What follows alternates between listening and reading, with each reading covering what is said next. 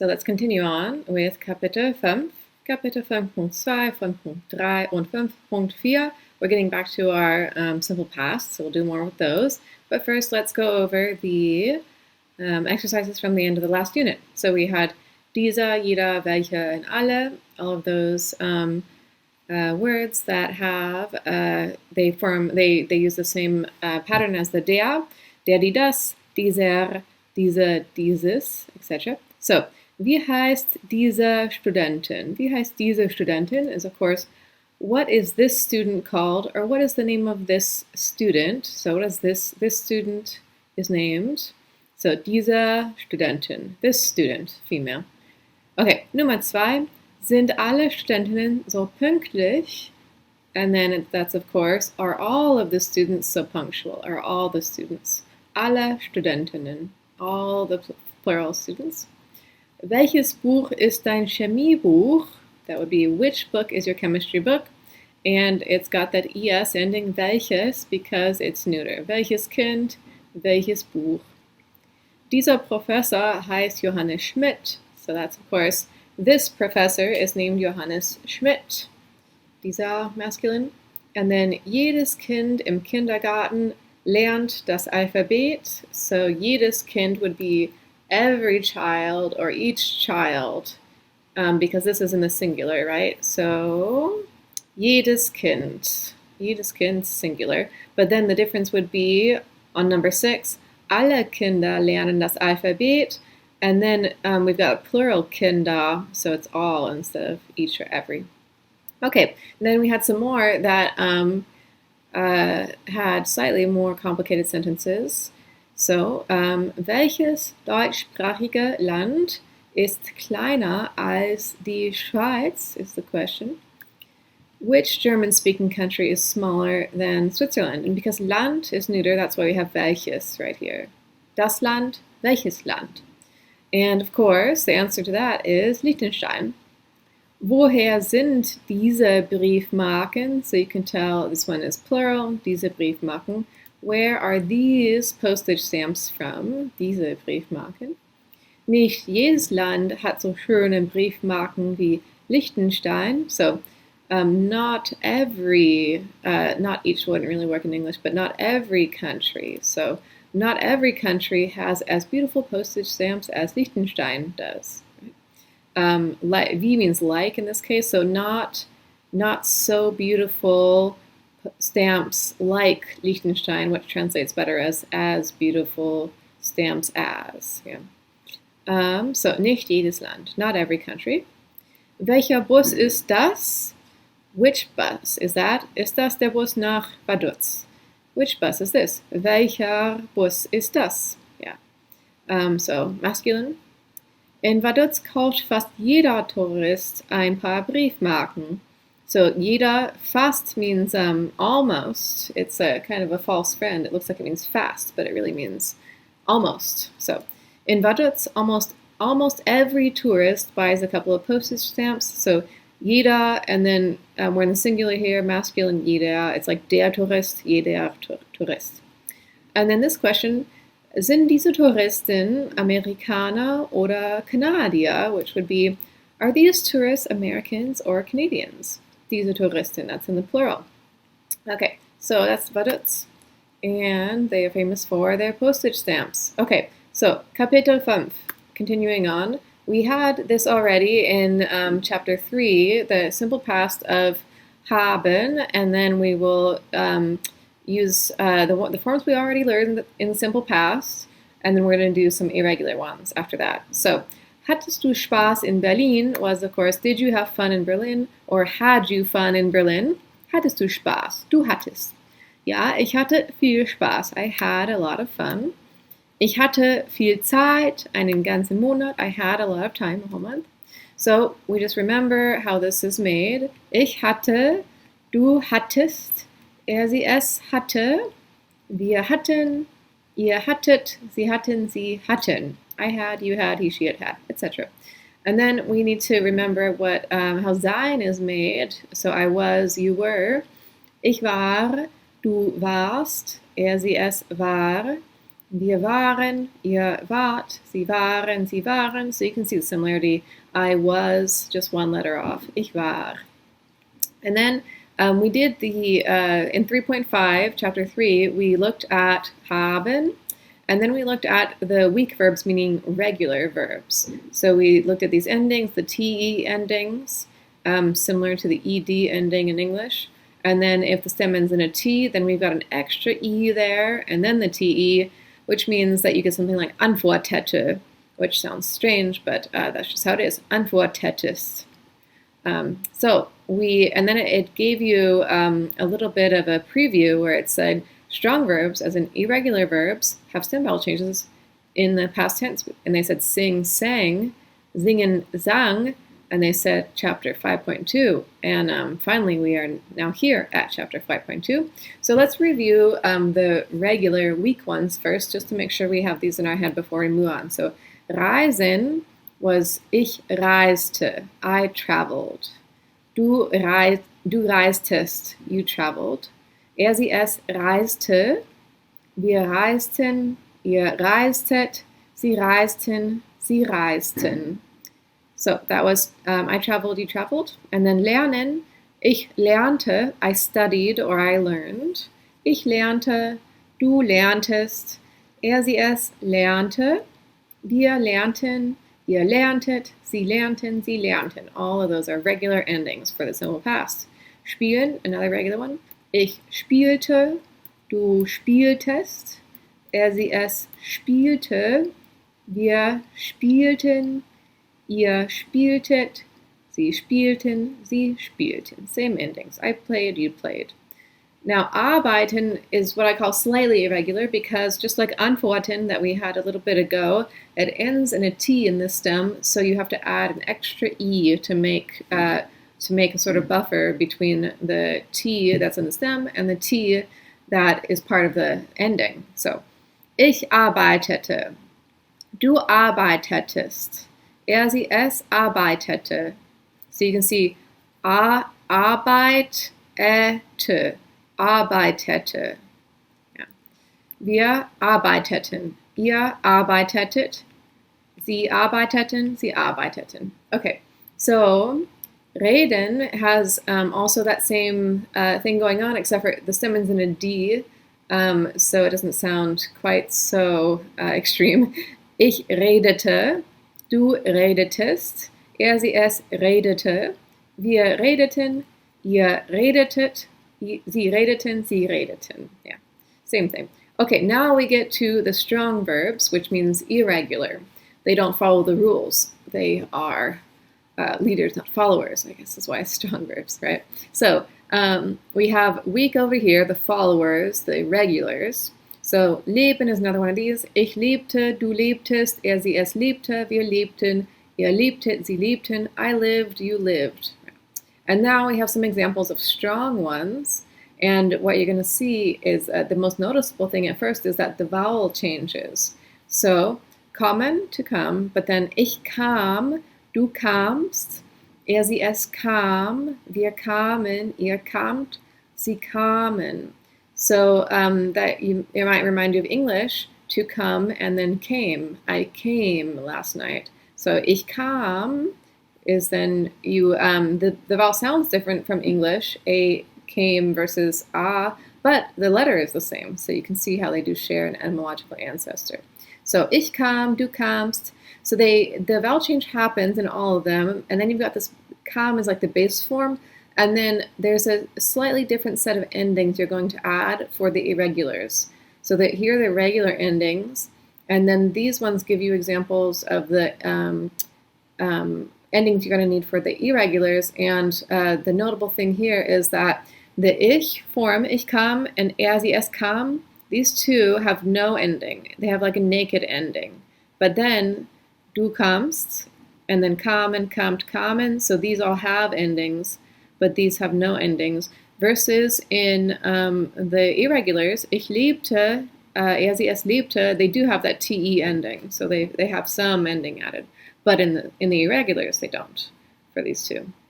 Okay, heißen, to be called, and then ich hieß, du hießt, er, sie, es hieß, Wir hießen, ihr hießt, and sie hießen.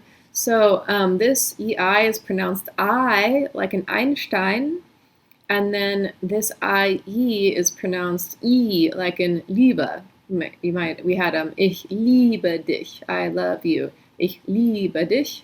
So IE is E, hieß, and EI is I, like Einstein. So it's a very subtle, like if you're not paying attention, like for this right here, the present tense is, it would be du hast in the present tense, but then du hießt in the past tense. So if you're not paying attention to the very subtle switching of those two letters, then you may translate it in the wrong tense.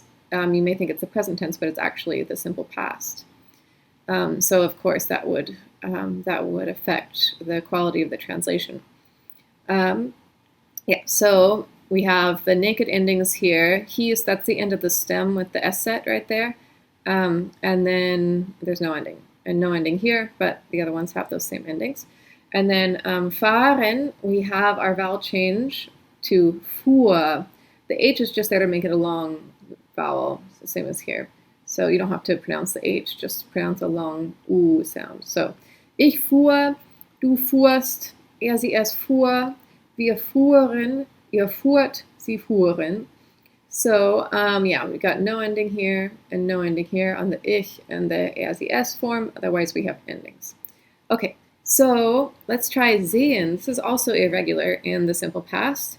Ich sah. Now, what is it in English? To see. So see, saw, seen is what you do, right? So in English we say I saw, and then in German you say ich sah. So you can see they're very close still. Du sahst, er, sie, es sah, wir sahen, ihr saht, sie sahen, sie sahen. Yeah. So ich sah and er, sie, es sah, no endings on those, but all these other ones get this special set of endings that you use for the irregular simple past. Gehen is irregular. It has a really interesting vowel change. Ich ging. So not only are you have vowel change that basically the EH works as one vowel because the H is only there to make that vowel long, but then you get like this extra NG situation, which is very unexpected. So these are just, you've got to memorize them. Ich ging, du gingst, er, sie, es ging, wir gingen, ihr gingt, sie gingen, sie gingen. Yeah, those are pretty fun to say, especially ihr gingt. It's my favorite one to say. Ihr gingt. Okay. Essen has an interesting vowel change. Ich aß. Ich aß. And so in English we would say eat, ate. So A-T-E, right? And so we have, it starts with an E in English, and then it changes to an A in the simple past in English as well. So I ate, ich aß, du aßt, er, sie, es aß, wir aßen, ihr aßt, sie aßen, sie aßen. So this is one where, like, you don't have to memorize all of these irregular forms so that you would be able to produce them, but you have to memorize them enough to be able to recognize what this is, right? Because aß looks so different from essen. And so if you didn't know where that came from, you would have a hard time figuring out what to do, how to look it up, or how to proceed, right? If you couldn't even tell that it was related to essen. Okay, so geben in the simple past is gab. Ich gab, and we have the same in English where gave, G-A-V-E, is what we do in English, G-A-V-E. And so we have that same vowel change happening in German. Ich gab, du gabst, er, sie, es gab, wir gaben, ihr gabt, sie gaben, sie gaben. I gave, you gave. So let's try some of these. This was from before. We had some sentences before, but they were only the regular ones. But now we're going to mix in some irregular ones to see how that goes. So, ich reise nach Bern is the present, and we're going to put it into the simple past by saying, ich reiste nach Bern. That's irregular. Es ist wie ein Märchen. It is like a fairy tale. We want to say it was like a fairy tale. Es war wie ein Märchen. Ich sehe viele Banken. We want to change this to the simple past, which we just saw, which was we just saw, sah. So, ich sah viele Banken. I saw many banks. If you've ever been in Switzerland, you know about all the banks. Wir haben eine Konferenz. So we have a conference when we say we had a conference. So we had that one from before. Wir hatten eine Konferenz. Wir sahen schöne Brücken.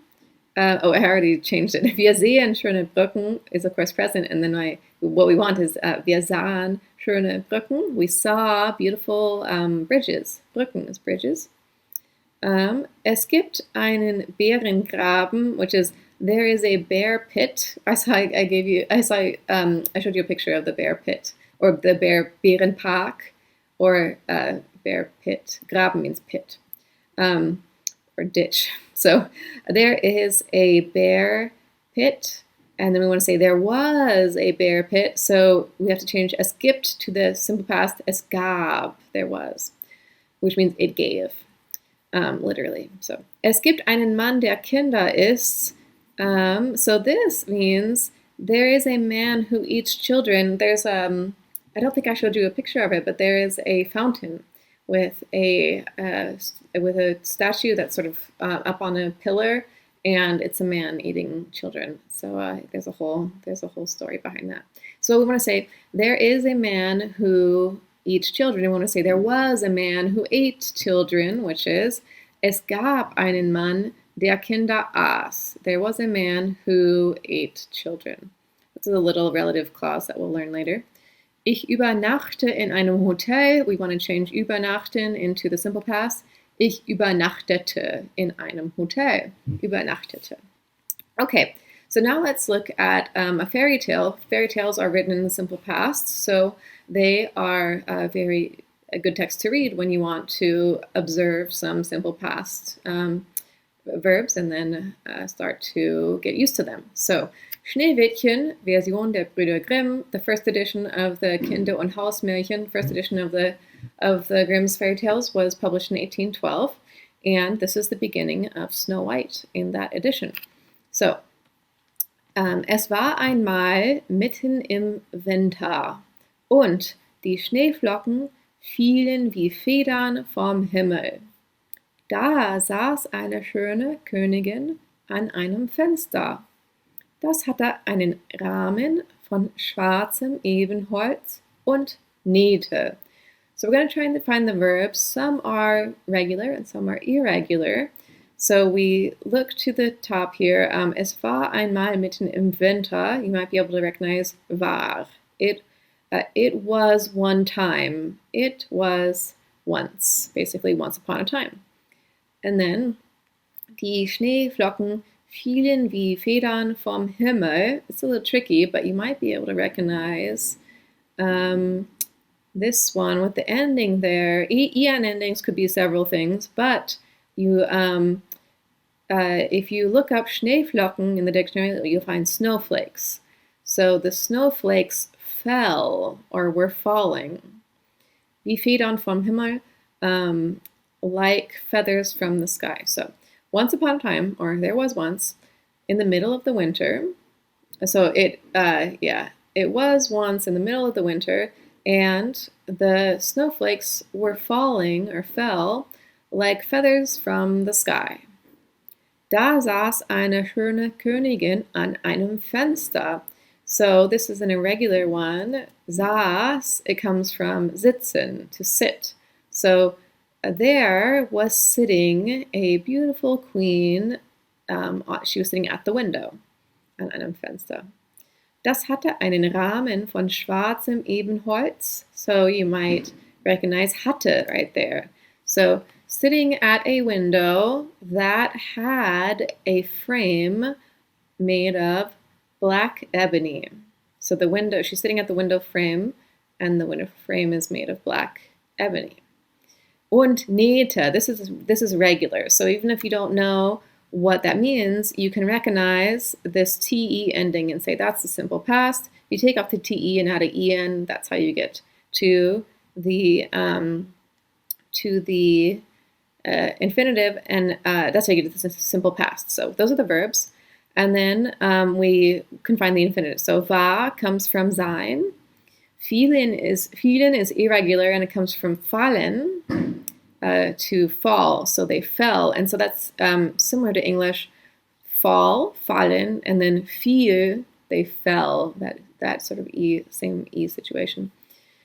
And then saß comes from sitzen, hatte comes from haben, and nähte comes from nähen. Yeah, so we have sein, fallen, sitzen, haben, nähen. Okay, so we have some more. This is a slightly different category. They're calling them irregular weak verbs, and I call them mixed verbs. A lot of textbooks call them mixed verbs because they show some characteristics of strong irregular verbs and some characteristics of regular verbs. So they're sort of half regular, half irregular. So there aren't that many. This is basically all of them. So it's just a little category to know about. So bringen, to bring, becomes ich brachte, I brought. So that sounds very much like English. To bring, brought, I brought, ich brachte, sounds very similar. Brachte, and then wir brachten. Yeah, so they have the regular endings that you would have on like the regular ones, like reiste. Let's see, you can go back to the regulars. So those are all irregular. And get back to one of the regular ones. These are all irregular, and they have their different endings. But then we'll get back to a regular, like lebte. Yeah, here are the regular endings. And so what's happening with these mixed ones is that they use those regular endings, but they still have a vowel change as if they were irregular. So, ich brachte, and then ich dachte. So denken, to think. Ich dachte, I thought. So denken, dachte, thought, dachte. Yeah, so you can see how it changes quite radically. Both of these, they have a vowel change and a consonant change. See, the NG turns into a CH, and then the NK turns into a CH. Ich brachte, ich dachte. And then brennen turns to brannte. Brand, it's like to burn, branded, I guess. It's a similar word in English. Können, to know, ich kannte. Nennen, to name, nannte, same change. And then rennen turns into ich rannte. And then wissen turns into ich wusste. Wusste, wusste, wir wussten. Yeah. So these just need to be memorized as well. And then let's look at denken. So we can, of course, one way to memorize is to just go through the conjugations and see how well you can do it each time. Ich dachte, du dachtest, sie, es dachte, wir dachten, ihr dachtet, sie dachten, sie dachten. So you see we have all of these endings. If it were completely irregular, the ich form and the sie, es form would be naked. They wouldn't have this te, right? But the regular ones have the te there. Bringen, ich brachte, du brachtest, sie, es brachte, wir brachten, ihr brachtet, sie brachten, sie brachten. I brought, you brought. Kennen, ich kannte, du kanntest, sie, es kannte. This means to know, I knew it, you knew it. To be familiar with like a person or a city. Wir kannten, ihr kanntet, sie kannten, sie kannten. And then wissen is, this probably hasn't come up yet. The kennen means to know a person or a city or something where you can be familiar with it, but you can't really know it 100%. Can you really ever know somebody 100%? So kennen would be the equivalent of, French and Spanish have this as well. They've got, in French you have connaître and savoir. So kennen is the equivalent of connaître, and savoir is the equivalent of wissen. And in Spanish, kennen is the equivalent of conocer, and wissen is the equivalent of saber. So wissen is for, you can know facts, you can know dates, stuff that you can like know 100%, just pieces of information. So Ich wusste, I knew it. Du wusstest, you knew. Er, sie, es wusste, wir wussten, ihr wusstet, sie wussten, sie wussten. So when you translate, you can do, you can say to know for either of these. It's fine. But sometimes with kennen, it's good to say, are you familiar with as well. So this one can be either to know or to be familiar with, but then wissen is really just translated as to know. I knew, you knew. Okay, so then werden is a special case, to become, and these just need to be memorized kind of on their own because they have they have vowel changes and also some consonant changes. So ich werde, this is the present tense, I become, ich werde, du wirst, er, sie, es wird, wir werden, ihr werdet, sie werden. And so we did this with the stem vowel changing verbs not too long ago. So we noticed that it's in the du form and the er, sie, es form where we get the e to the I, but then also just note that these two have strange endings as well. Or this has an ending, but then the D disappears. And then this one doesn't have its normal ending. So then, simple past, ich wurde, I became, ich wurde. Du wurdest, er, sie, es wurde, wir wurden, ihr wurdet, sie wurden. And then it also lists ward, warts, ward. This is a very old form, and you'll find it if you're translating a text that's from, I would say like the early 19th century. It was going out of fashion. So anything from like 1825 and before, you might find ward. But if you say this nowadays, you will sound like the equivalent of Shakespeare or something, right? You know how in Shakespeare they would still conjugate like he goeth. All the present tense endings are equivalent to ones we used to have in English, and so if you say he goeth hence, right? Technically that's correct English. He goeth hence, but it's not. I mean, it's early modern English. It's not contemporary English. But if you said ward, ich ward, du warst, er, that's how you would sound like Shakespeare, which is fine. But just these are the real ones for today. Ich wurde, and then ward are ones you need to know for translating older texts. Okay, so werden in simple past. Ich wurde, du wurdest, er, sie, es wurde, wir wurden, ihr wurdet, sie wurden, sie wurden. I became, you became, he, she, it became, etc. Okay, so now we have the exercises for this unit. Ich ging am Mittwoch zu Fuß zum Supermarkt. So just translate and find the verb, and then you'll have to figure out what is the infinitive that that the verb was originally before it got conjugated in the simple past.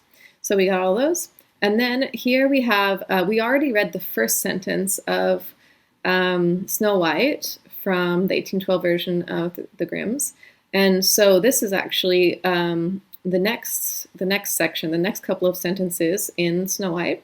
So here I have the text for you, and you can translate that, and then make a list of all the verbs you find, and then the infinitives that they go along with. So then we have one more that this also is about fairy tales. It's just a summary of Aschenputtel. So we can translate the sentences and pay attention to the simple past verbs there as well. So those are the exercises. Viel Spaß und wir sehen uns im nächsten Video. Tschüss, auf Wiedersehen, bis gleich.